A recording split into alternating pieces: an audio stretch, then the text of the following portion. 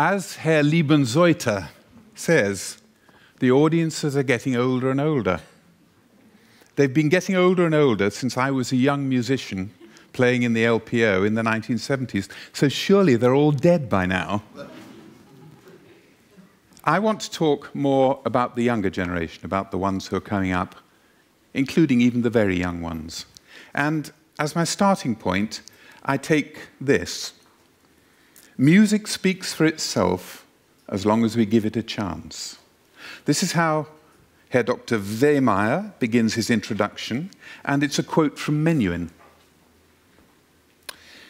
I'm wondering what give it a chance means, and what our role as professional musical bodies in giving music a chance, both to music and to youngsters, is.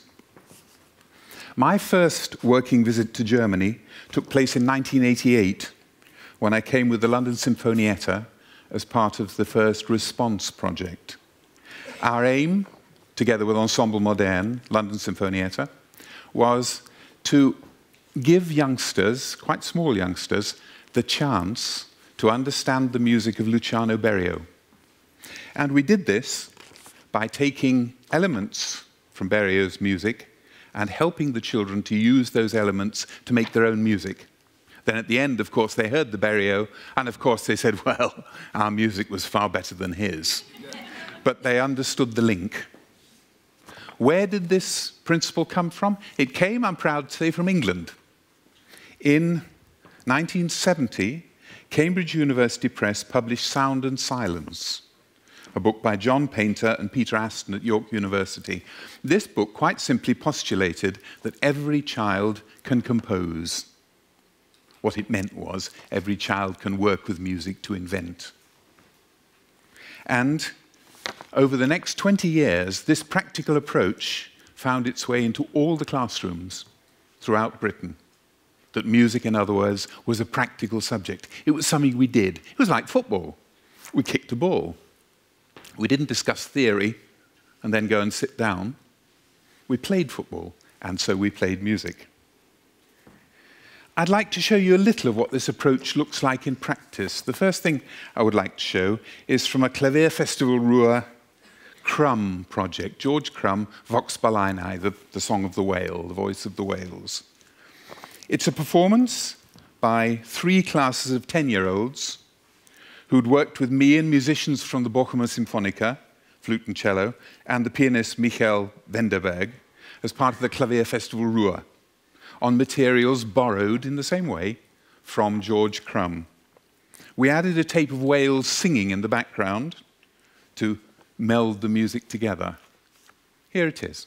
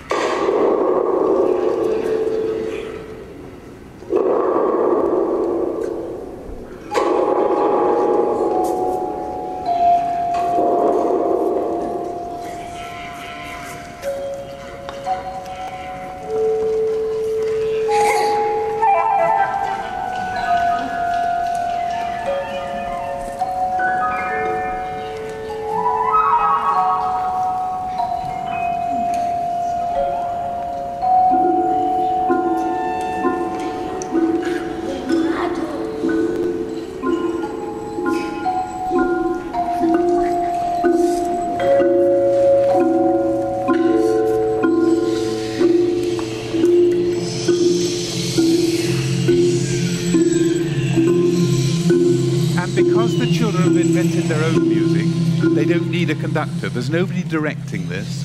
They simply direct themselves.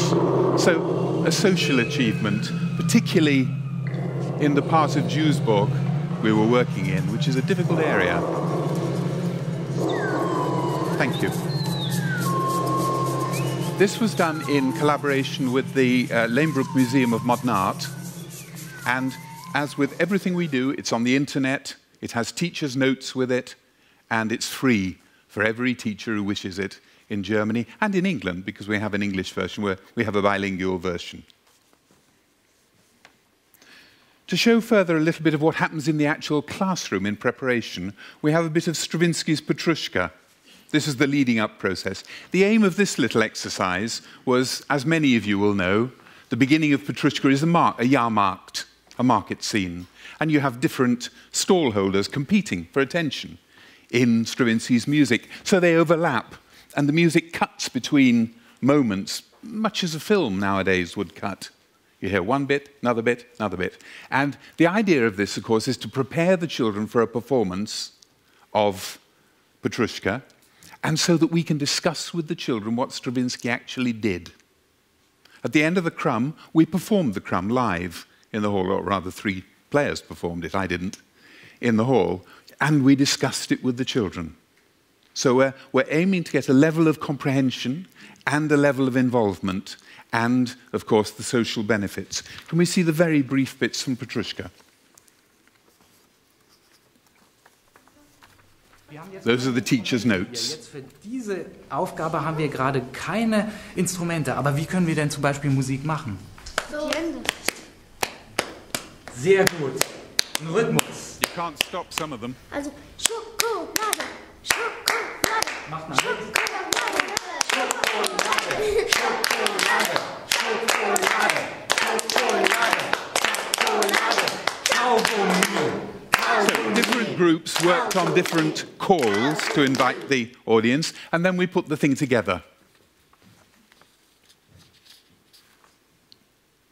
Okay, dein Job ist, wenn diese Gruppe anfangen soll, machst du so. Nee?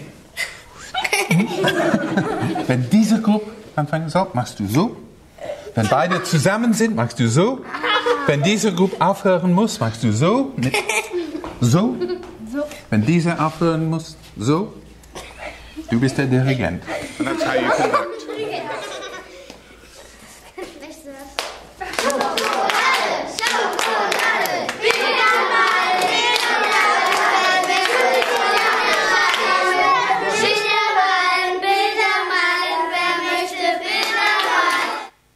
Etc. I recommend the website to you, then I would, wouldn't I? The one great thing we've got on it, that it's at all levels.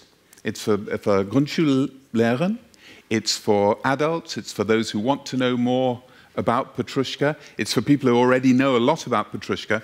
We've one unique feature, and that's the score. And when you click an instrument in the score, you get it in high profile. So you can actually get into the orchestra, and you can hear what's going on. You can find it on www.petrushkaklavierfestival.de. It's all yours. So how did this practical approach find its way into the educational programs of orchestras and opera companies? When I left the LPO, I was a flute player. When I left the LPO in 1981 to do this work full-time, there were no orchestral education programs, there were no education programs in concert halls. Thatcher had come to power in 1979, and she'd initiated draconian cuts in funding. Orchestras realized that they had to offer something that was relevant to the community, relevant in the classroom. It was no good bringing children into concert halls and doing entertaining music. The local authorities wouldn't pay for that. So they began to think, how can we supplement what teachers do in schools? Orchestral musicians found they enjoyed this work. If you're a second violin and you spend your life playing the same as your 12 colleagues or your 10 colleagues, doing what the person at the front tells you, in other words, making no musical decisions whatever, ever, and you suddenly find yourself in a classroom discussing with children, excited children. What should we do? Being creative. It has saved many orchestral lives, including mine. So orchestras started doing this, and before long, orchestral project work flourished, often ending with concerts in concert halls. In due course, concert halls and opera houses started to put on their own education projects, often forging relationships with the local authorities, because they had to. In 2000, David Blunkett, then our Secretary of State for Education, created an ominous diversion, a dangerous move, in my opinion, by pledging that over time, all pupils in primary schools who wish to will have the opportunity to learn a musical instrument. The result of this was called Widening Opportunities, an initiative through which central government paid for whole classes of children to learn, for example, the violin for a year. Problem, A, learning the violin in mass is not making music. I can tell you, I play the flute. I know what music is, and I know what technical achievement is. So the risk is, of course, for a year, we do know music. We simply go, or maybe, if we're lucky. But the most sinister thing is that because this was funded by government, the funding in schools that would normally have been spent on music was spent on something else. So when the funding disappeared at the end of the year, there was no funding in schools left for music. That was a grave risk. North Rhine-Westphalia, the Ruhr area, has launched a similar initiative called Jedem Kind ein Instrument, JEKI. And it's already drawn some critical comment as being ill thought out and costly. This emphasis on learning an instrument has led to a dangerous situation. It's allowed politicians to believe that learning an instrument is music education. It's not.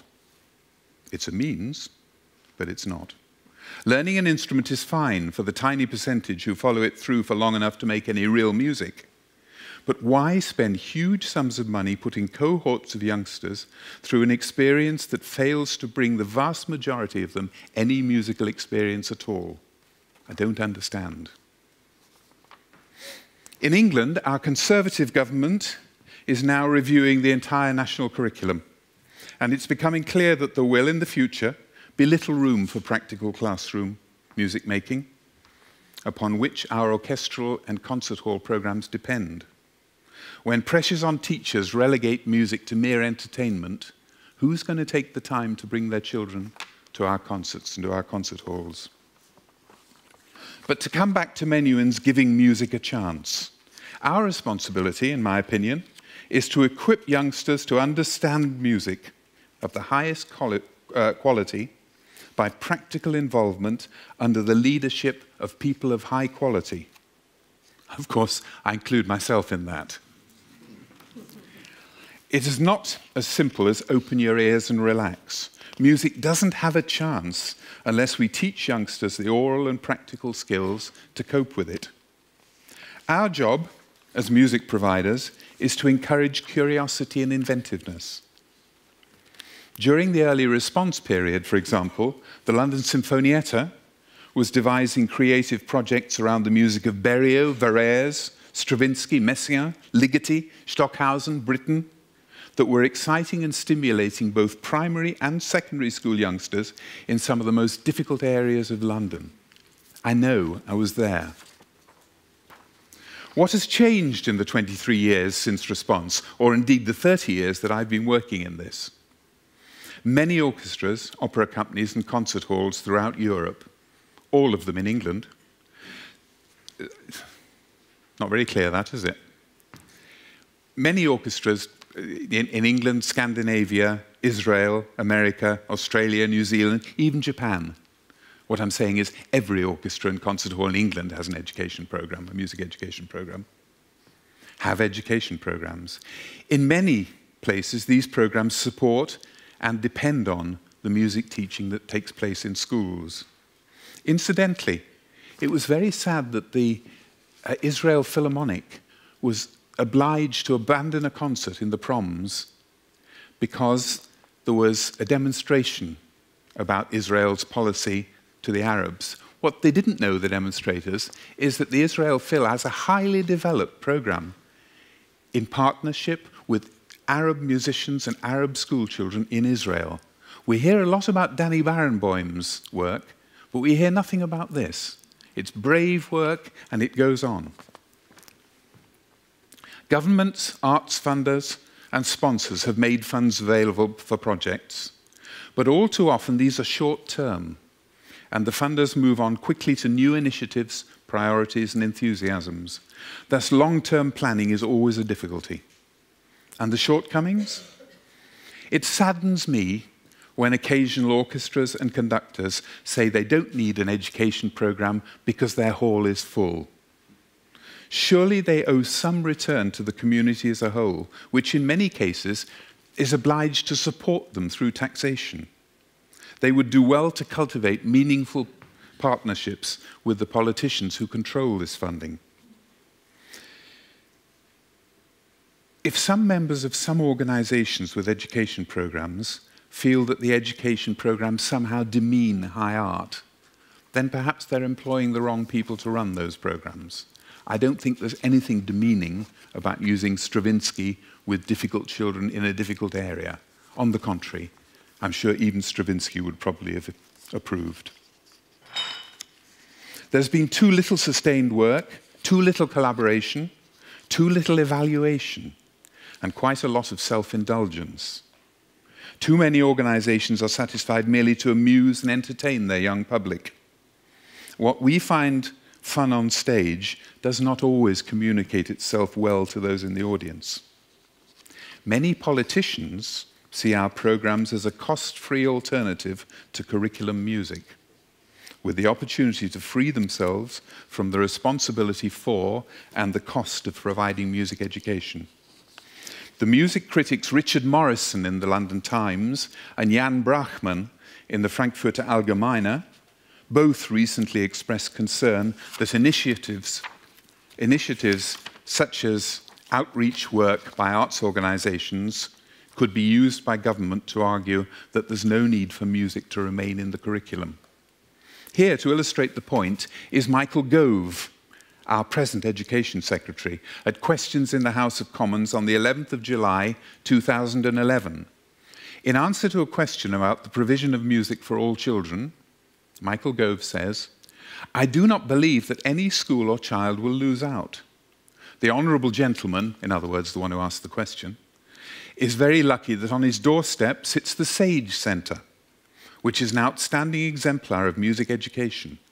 The funds that we have available and the National Music Plan that we hope to unveil this autumn will ensure that the already high standards that exist in areas such as South Tyneside are augmented even further in the future. In other words, the Sage Gateshead and similar places will provide music education in place of what's being provided in school. And what about the areas that don't have a Sage? What of the future? It's crucial that we work together and forge strong partnerships. At Klavierfestival Ruhr, we have partnerships with the Folkwang Museum, the Folkwang Hochschule, and small number of schools in Essen. In Bochum, with the Kindergartenschulrat, the Bochumer Symphonica, and a small number of schools. In Duisburg, with the Duisburger Schulrat, the Lehmbruck Museum, and a small number of schools, together with filmmakers, dancers, composers, visual artists, and of course, great pianists. I keep saying a small number of schools because we're convinced that we best demonstrate the value of music by concentrating over an extended period on the same schools and by documenting the resulting benefits for teachers and pupils. And we're convinced that we should share our ideas and experience with other education-promoting organizations through the internet. So we film every project, both the process and the results, and we provide teachers' notes for the primary and the secondary teachers it's appropriate for. In due course, we plan to produce data which will help us to convince politicians of the high educational value of music for all children. Let me give you an example of what powerful partnership can do. In 1991, an advisory group working on the music element of England's first national curriculum took what was best happening in schools and proposed a curriculum of practical music. What they said in the end was they felt that every child from the age of 5 to 14 should, by law, learn to compose, to listen to music with understanding, to perform. That was to be the curriculum. The emphasis, therefore, on making music. The right-wing Curriculum Council advised the then Conservative minister that this lacked rigour and proposed a diet of set works and the old formal style of music teaching that put off so many pupils. An earlier national review, by the way, carried out by the Inspectorate, had found that music was the least popular subject in all schools. Teachers were horrified at the proposal to reinstate the old, discredited style of music teaching. The music profession, led by Simon Rattle, took up the fight for a practical curriculum. This is the partnership I'm talking about. All the major orchestras signed petitions to Prime Minister John Major. Sir George Solti, Pierre Boulez, and a raft of international artists were persuaded to write letters. Conductors made announcements before concerts, urging the public to write Save Our Music curriculum letters to the Prime Minister and the Secretary of State. Andrew Lloyd Webber, bless him, paid for a half-page in one of the quality newspapers to publish all the correspondence. Rattle challenged the minister to a television debate, and the minister refused. In the end, the government backed down, and we got our practical composing and performing curriculum. This is what can be done when everybody pulls together. On the subject of partnerships, I noticed when I read the conference brochure that only the Palace of Arts, Budapest, mentions its resident orchestra. If we're truly talking about partnership and collaboration, we should surely be extolling and publicizing the good work that takes place around us and in our organizations. Where, for example, is the London Symphony Orchestra in the Barbican introduction, or the Northern Symphonia in the Sage introduction? Both these orchestras have extensive and highly effective education programs that take place in these two venues. Why in the Ruhr are we able to build successful relationships with organizations that deal with the other arts, but have problems with music organizations? In my somewhat limited overview of what now happens in Britain and Europe, I still see many one-off projects run by organizations taking their own solitary routes. Is there a reticence about sharing? Is there a sense of competition? Are some of us too concerned with guarding our own artistic space? In our partnerships with schools, we should aspire to involve all youngsters in music at the highest level. We should never assume that some music is too difficult for youngsters. It simply isn't. Their ears are completely open. We don't need endless Peter and the Wolves. We don't need endless new commissions with silly things for children to do. We can have them sometimes, of course. In my experience, youngsters work enthusiastically with the most difficult music as long as they're engaged in music making and as long as the work is led by people who know what they're talking about and don't talk about it too much. We should never compromise on standards. We should persuade high-quality artists to become partners in this work. During my time at the Berlin Philharmonic, musicians, soloists, and Simon Rattle himself became involved in education projects.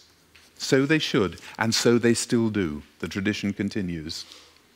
If we commission new music for youngsters and professionals, we should do it from really good quality composers. We should carefully discuss its content, and we should share the cost and the planning between institutions. We get better value for money, and we get more use of the work and more performances.